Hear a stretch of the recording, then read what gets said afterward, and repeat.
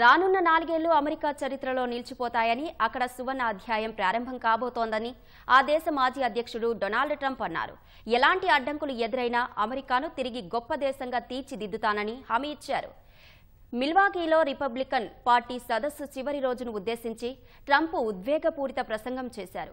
అధ్యక్ష అభ్యర్థిగా ఆయన్ను ఎన్నుకున్న పార్టీ నిర్ణయాన్ని ట్రంప్ అధికారికంగా అంగీకరించారు. తనపై జరిగిన కాల్పుల ఘటనను ఈ సందర్భంగా ఆయన గుర్తు చేసుకున్నారు. బుల్లెట్ సరిగ్గా తన దగ్గరకు వచ్చిన సమయంలో వలసదారులకు సంబంధించిన సమాచారం చూడటం కోసం చాట్ వైపు చూడడంతో ప్రమాదం తప్పిందని చెప్పారు. దేవుడి ఆశీస్సుల వల్లే ఈ రోజు మీ ముందు నిలబడగలిగానంటూ తన మద్దతుదారులను ఉద్దేశించి ట్రంప్ పేర్కొన్నారు.